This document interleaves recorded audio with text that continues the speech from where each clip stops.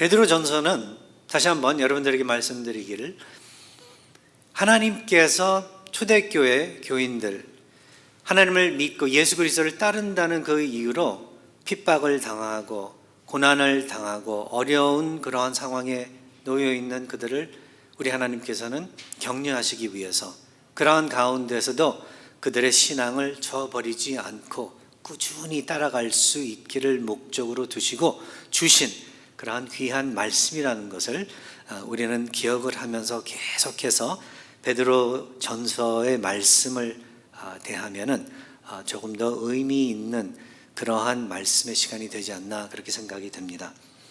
그래서 고통, 고난, 특별히 신앙을 지키는 데에 어려움이 여러분들의 삶에 찾아온다면은 그럴 때마다 베드로 전서의 내용들을 기억을 하시면 된다는 거예요. 기억을 하시면서 그러한 기간들을 감당해 나가시고 싸워 나가신다면은 되려 그 시간 순간이 여러분들에게는 더욱더 큰 축복이 될 것이고, 그 상황을 통하여 되려 강한, 더욱더 어떻게 보면 건강한 믿음을 소유할 수 있는 그러한 여러분들이 되실 수 있지 않나 생각이 됩니다. 그래서 계속해서 우리가 베드로전서를 지켜보고 있는데요, 베드로전서 2장 13절에서 3장 7절까지의 말씀을 지난주까지 저희가 다뤄보았는데요, 거기에서의 말씀은 그리스도인의 순종에 관한 원칙을 잘 다루어주고 있다고 우리가 그렇게 이해를 할 수 있습니다. 그리고 누가 물어보면 그렇게 우리가 설명을 해줄 수 있습니다.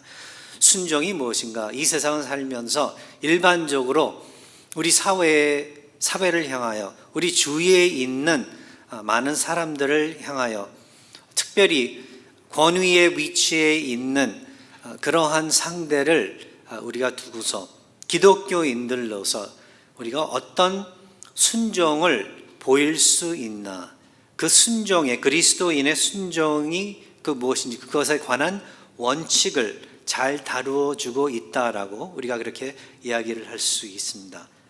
그리고 그것에 이어서 오늘 본문 말씀을 우리가 보게 되는데요, 오늘 본문은 그리스도인의 아름답고 갸륵한 덕행이 무엇인지를 가르쳐 주면서 2000년 전 그 초대교회가 건강과 온전함을 이루는데 아주 중요한 그러한 요소였던 것을 알려주고 있습니다.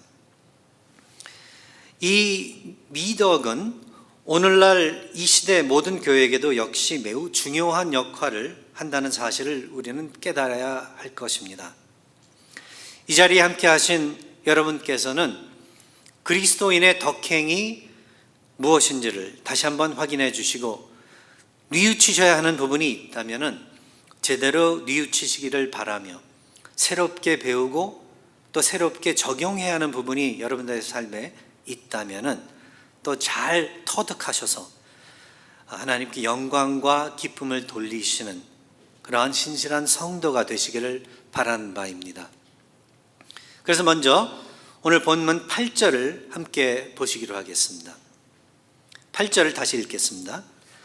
마지막으로 말하노니 너희가 다 마음을 같이하여 동정하며 형제를 사랑하며 불쌍히 여기며 겸손하며. 영어로 읽겠습니다. Finally, all of you have unity of mind, sympathy, brotherly love, a tender heart, and a humble mind. 이 구절을 통해서 우리가 5가지의 기독교인의, 크리스천의 덕행을 찾아보는데요, 첫 번째는 마음의 단합이에요.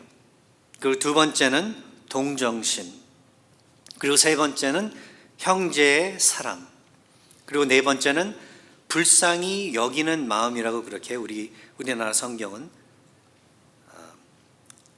또 번역을 하고 있습니다.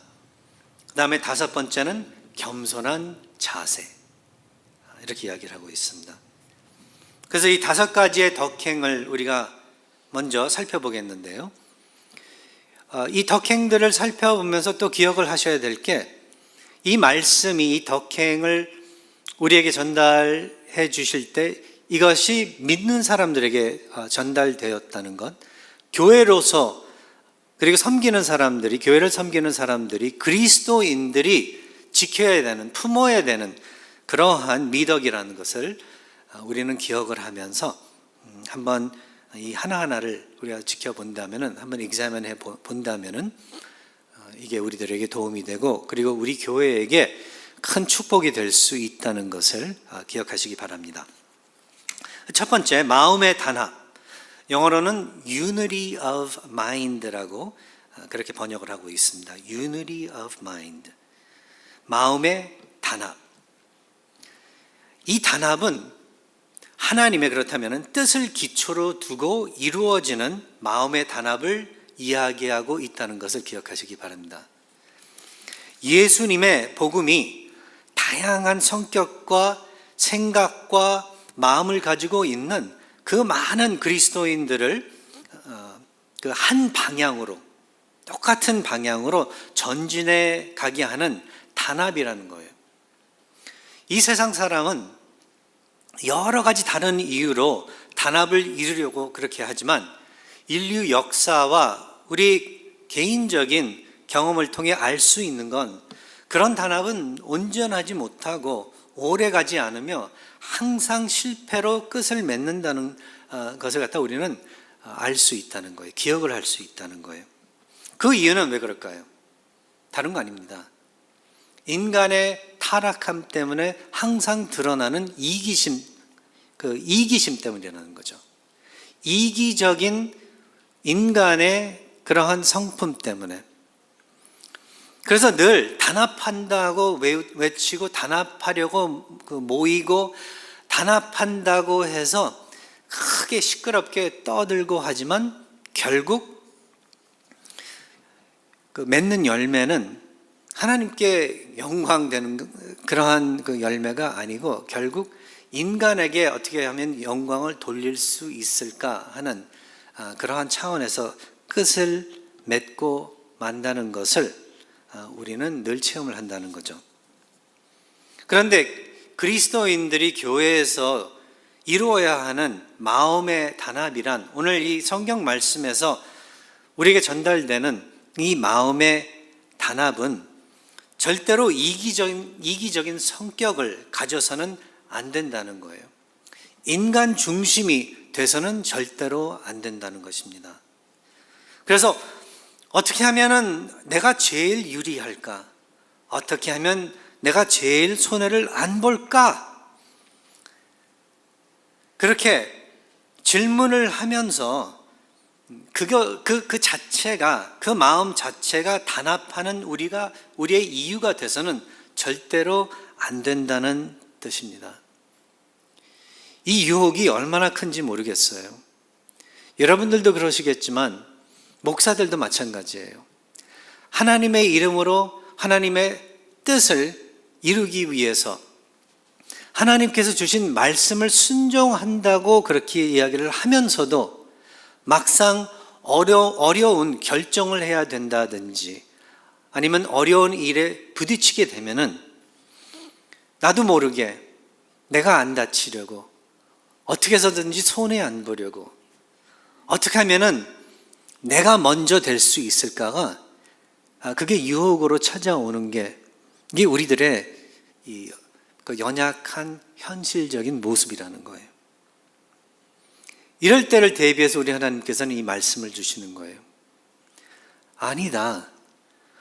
너희들은 그러한 것에 대해서 하나도 염려할 필요가 없다. 그러한 상황에 놓여 있을 때 다칠까봐 두려워할 필요 하나도 없다.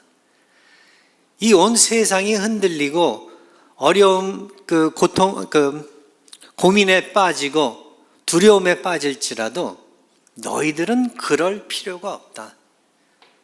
오늘 예배를 시작하면서 여러분들에게 읽어드린, 그렇죠? 교동문의 그 말씀 그대로 우리 하나님께서 우리와 함께 하시니까, 우리 하나님께서 우리를 책임져 주시고 하나님의 백성들로 삼아 주셨으니까 절대로 흔들릴 필요 없고 두려워할 필요가 없다고 우리 하나님께서는 여러분들을 리마인드 해 주신다는 거죠. 그래서 그리스도인들은요, 이기적일 수가 없어요. 뭐냐 하면은 우리 하나님께서 부족함 없이 벌써 미리 다 채워주셨기 때문에 우리는 하나님의 축복을 사실 따지고 보면요, 이 기독교인의 신앙을 잘 설명을 한다면은 하나님의 축복을 따내려고 우리가 섬기고 순종하고 따르는 그러한 신앙이 아니라는 거예요. 반대로 우리 하나님께서는 미리 모든 하나님의 축복을 전달해 주시고 그의 마음을 우리들에게 열어주시고 우리가 정말로 잘 따지고 보면 하나도 부족함 없는 것을 갖다가 우리에게 알려주시면서 벌써 다 주셨다, 다 더해 주셨다, 그 진리를 우리에게 주시면서 우리들로 하여금 더 이상 부족하게 여기는 그런 마음을 갖지 않도록 그렇게 한 귀한 신앙이라는 걸, 신앙의 걸음이라는 것을 여러분들께서는 기억을 하셔야 된다는 거예요. 근데 잘못 생각들을 해요. 계속 교회를 다니면서도 요즘 시대 많은 교인들이 하나님을 따르고 믿고 그리고 자기 자신을 내주고 헌금도 하고 그러는 이유가 하나님께로부터 무엇인가를 더 받기 위해서, 더 인정을 따내기 위해서, 축복을 더 받기 위해서, 어떤 경우에는 천국을 꼭 그렇게 해서 들어가고 거기 그 가는 길로부터 내쫓음을 당하지 않기 위해서 그렇게 생각하시는 분들도 있어요. 근데 여러분, 그런 거 아니잖아요. 우리 하나님께서는 우리를 구원해 주셨어요. 우리를 용서해 주셨어요. 우리를 위해서 우리 죄의 대가를 다 치러 주셨다는 거예요. 우리가 부족함 없이 이 세상 살아가면서 하나도 다른 사람, 다른 단체, 이 교회 밖에 있는 것들을 부러워하지 않게 우리 하나님께서는 모든 것을 채워주셨다는 거예요. 당장 힘들 때도 있고 당장 우리가 그 고난을, 육신의 고난과 눈에 보이는 그 어려움들을 겪는 그러한 경우들은 있지만 그것을 통해서 뭐 영원히 멸망하고 망하는 그러한 일은 절대로 없을 거라는 거예요. 우리의 육신의 공격은 있겠지만 그러나 우리의 영을 어떻게 할 수 없다는 것이 우리 예수 그리스도께서 알려주신 그러한 진리가 아닌가요? 이 세상은 우리를 협박을 해도 우리를 영원히 어떻게 할 수 없다는 거죠.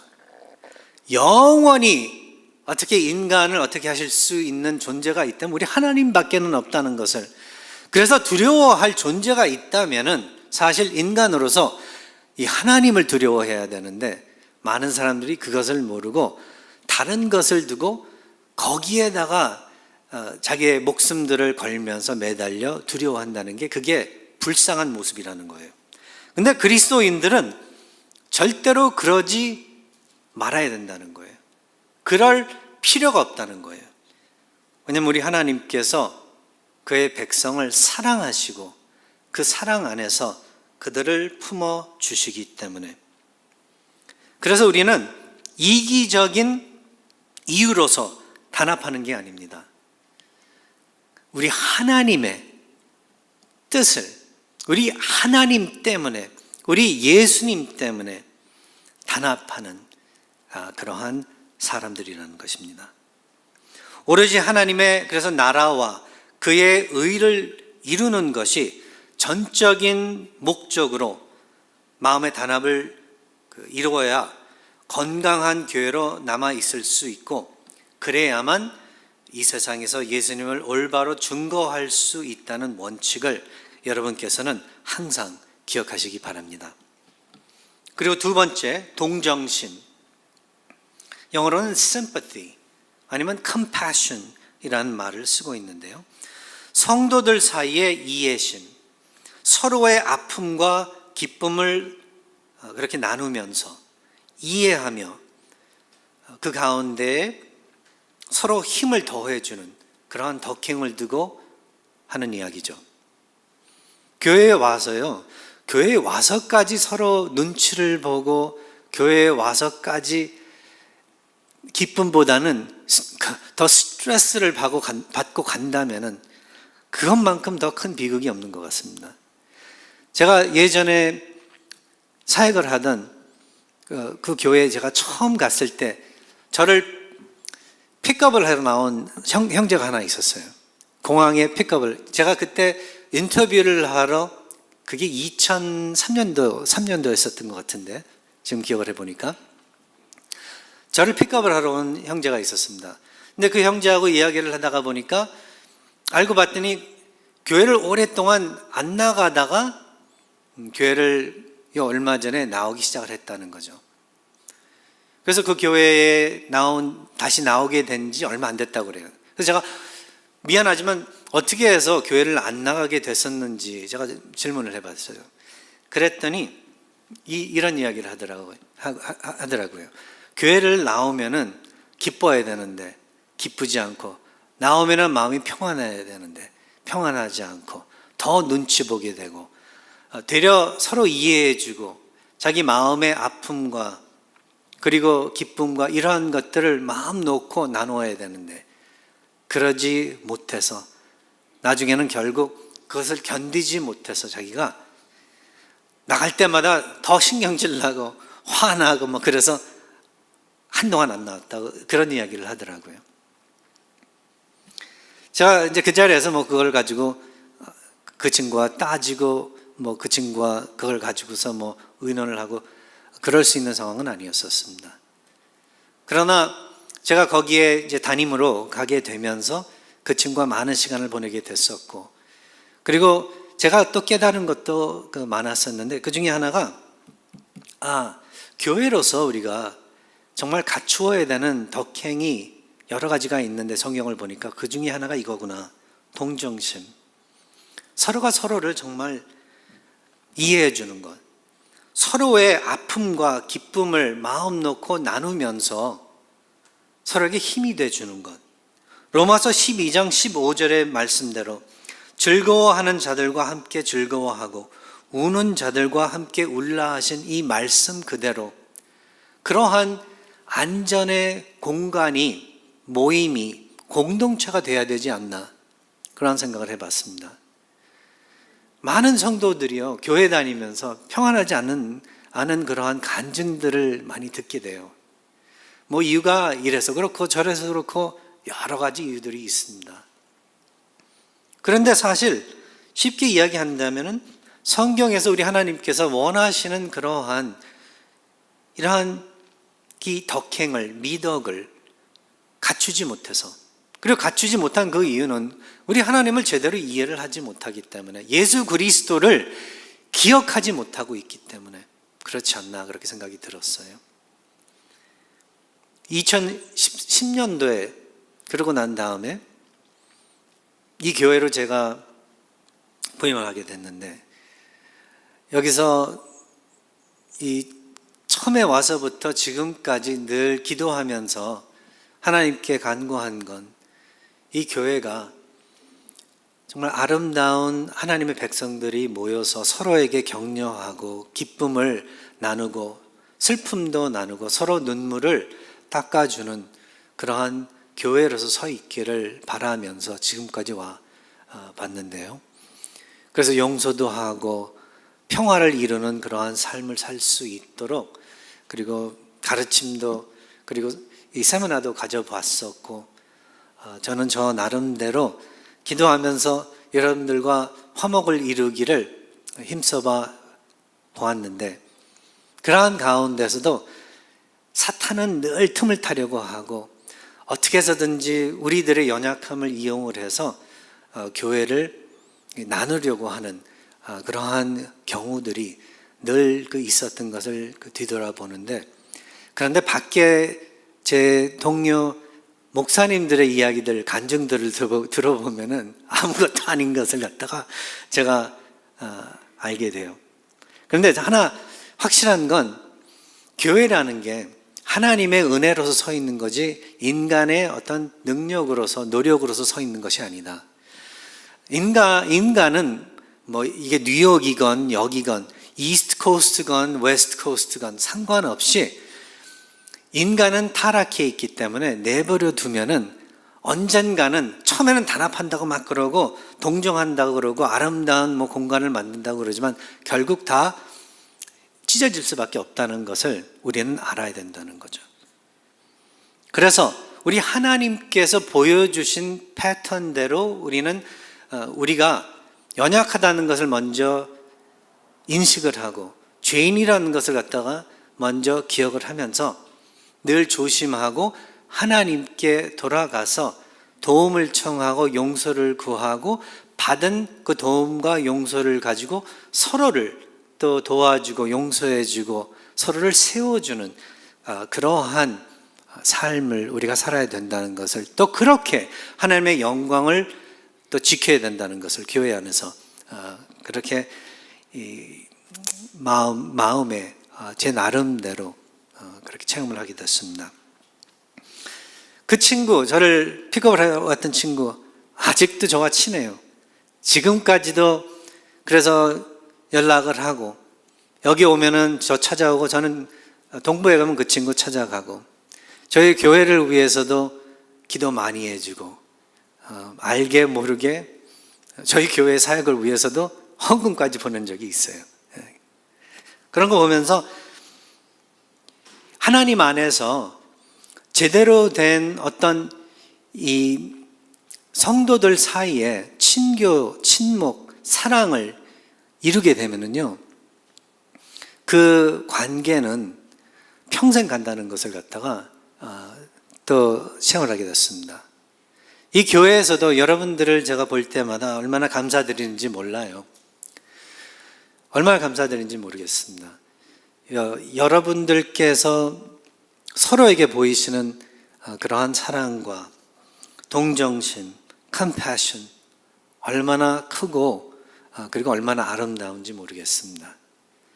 목사로서 그것을 보면서 목회하는 어떤 의미를 늘 깨닫고 그리고 그것 때문에 힘을 입고 또 하루하루의 어려움을 이겨나가지 않나 그렇게 생각이 됩니다. 그래서 이 동정심, 즐거워하는 자들과 함께 즐거워하고 우는 자들과 함께 우는, 서로를 바라보면서 정죄하지 않는 그러한 여러분들 되시기 바랍니다.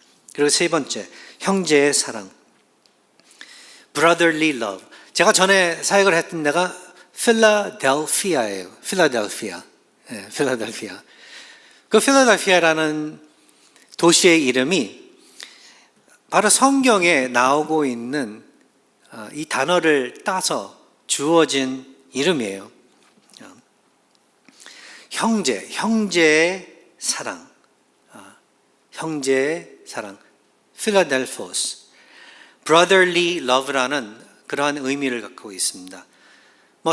사랑을 가지고서 C.S. 루이스는 네 가지로 나누어서 네 가지 종류의 사랑을 이야기를 하고 있는데요. 연인들의 사이의 사랑, 부모가 자식을 향한 사랑, 그러면서 거기에 형제의 사랑, 형제들 사이에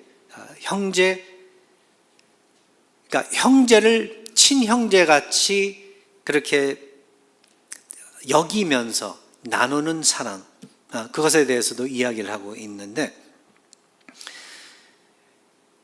교회 안에서 성도들 사이에서 바로 이 사랑이 또 자리를 잡고 있어야 된다는 거예요. 이 미덕이 또 교회의 평화를 이루고 그리고 건강을 이룬다는 것을 이야기해 주고 있습니다. 그래서 옆에 있는 사람들을 내 형제로 여기며 내 친형제로 여기며 그렇게 서로를 아끼고 사랑하라는 그런 뜻이죠. 근데 이게 매우 어려운 가르침이에요. 머리로는 이해를 하는데 실질적으로 우리가 이것을 실천을 하기 너무 어려운 그러한 가르침이라는 거예요. 마치 친형제같이 아끼고 섬기는 게 이게 얼마나 힘든 일인지 여러분들께서는 아실 거예요. 잘 한다고 하면서도 그러나 내 친자식, 내 친가족 식구 비교해서 우리는 항상 어쩌면 2등 시민같이 우리 교회 이 성도님들을 갖다가 여길 때가 그렇게 자연스럽기 때문에 그렇다는 거죠.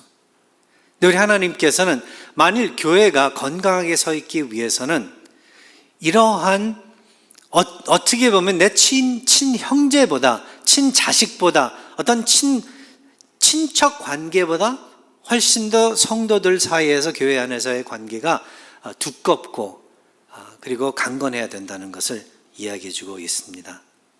한번 여러분들께서는 오늘 이 말씀을 들으시고 한번 생각해 보시기 바라요.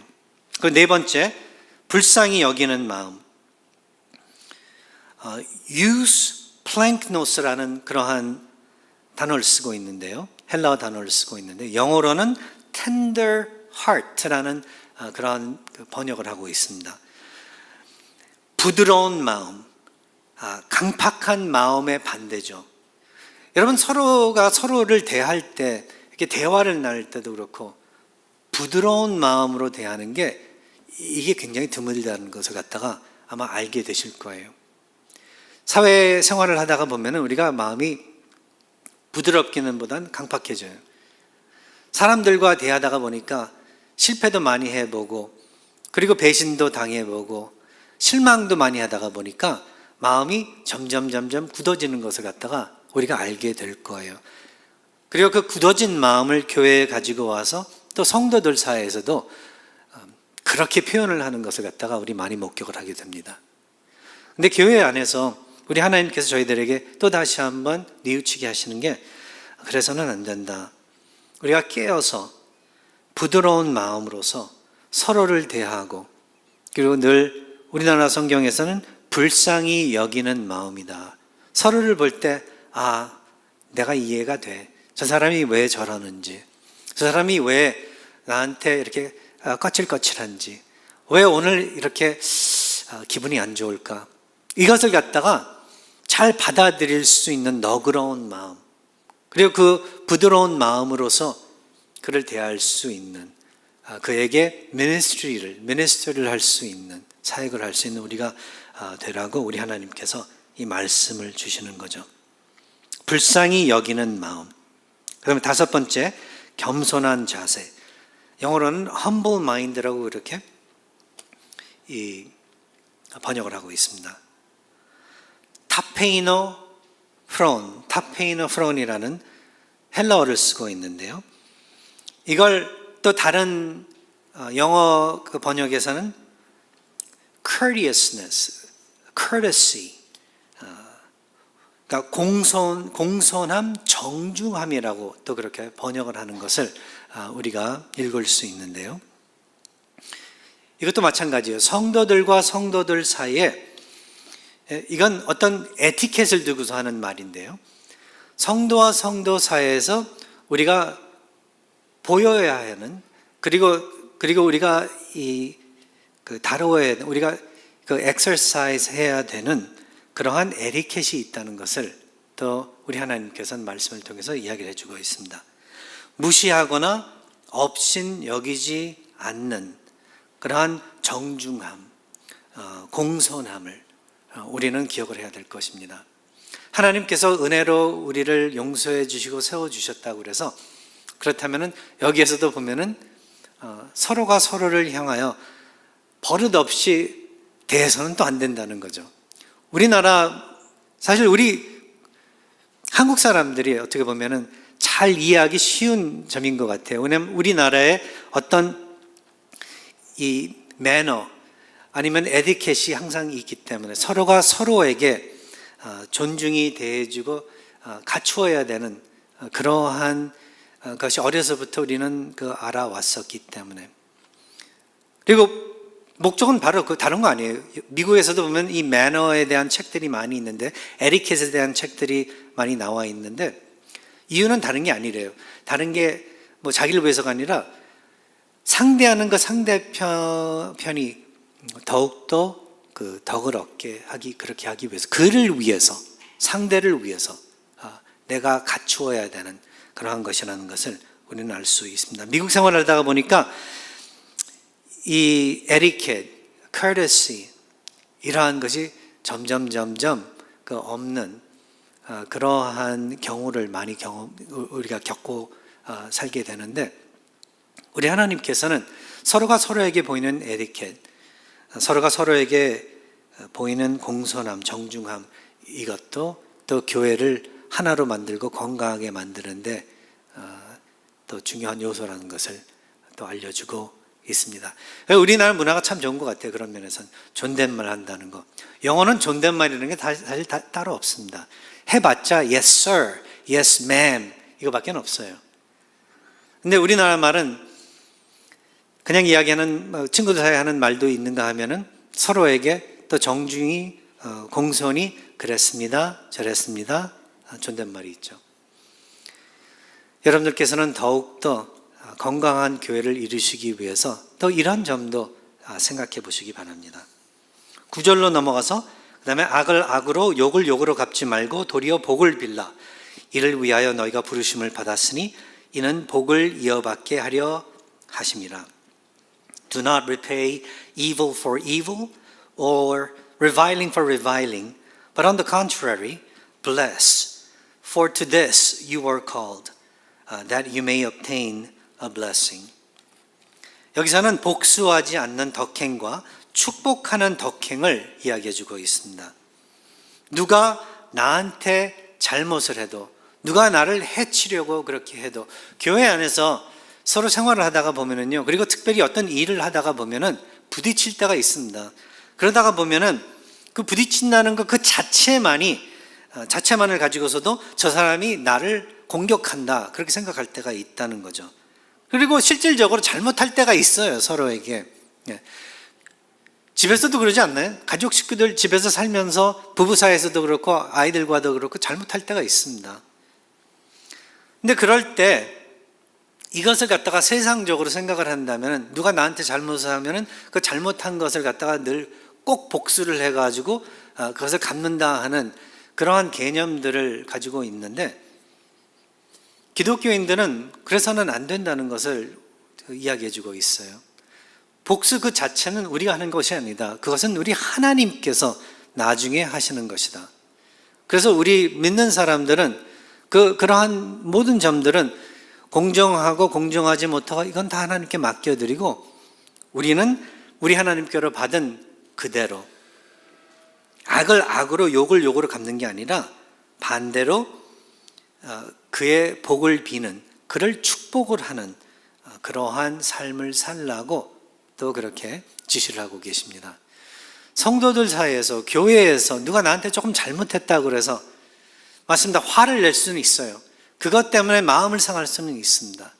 그러나 하나님의 말씀으로 돌아간다면, 그리고 품으로 돌아간다면 그거 이해해주고 또 그럴 만한, 나부터라도 내가 또 그럴 수 있겠구나, 그 사람의 입장에 서주면서 그를 축복하고 그로 하여금 더욱더 잘 될 수 있도록 내가 좀 아프면 되는 거예요. 내가 좀 손해보면 되는 거예요. 반대로 그가 잘 될 수 있기를 빌고, 그리고 행동으로 보이는 그러한 여러분들이 되시라고, 우리가 되라고 이 말씀을 주십니다. 너무나도 중요한 덕행인 것을 기억하시기 바랍니다. 이게 다른 거 아니에요. 사실은 이게 용서의 원리예요. 우리 하나님께서 예수 그리스도를 통하여 우리에게 베풀어 주신 용서의 원리입니다. 우리가 하나님께 잘못을 했는데 하나님께서는 그 잘못의 고난과 고통과 죄값을 되려 치르셨어요. 예수께서는 십자가에서 우리가 잘못을 했는데 그 잘못에 대한 대가를 치르시고 자신이 손해를 보셨습니다.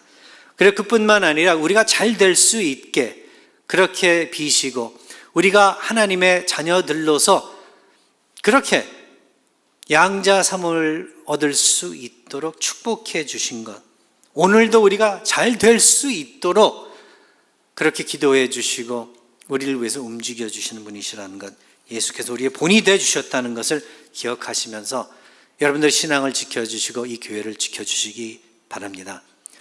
바라는 건 이 교회가 오랫동안 건강한 교회로 하나님께 영광을 돌리는 그런 공동체로 서 있기를 바라는 바, 여러분들과 함께 오늘 이 말씀을 나누어 보았습니다. 기도하겠습니다. 아버지 하나님, 이 교회를 지켜주시고 우리 성도님들을 지켜주시옵소서. 오늘 알려주신 그리스도인의 미덕, 덕행이 무엇인지를 마음에 깨달을 수 있게 해주시고 거기에 맞춰서 살아가는 행복한 아버지의 교회 성도들이 될 수 있도록 축복해 주시옵소서. 예수 그리스도의 이름으로 기도하옵나이다. 아멘. 다 함께 기립하셔서 찬송가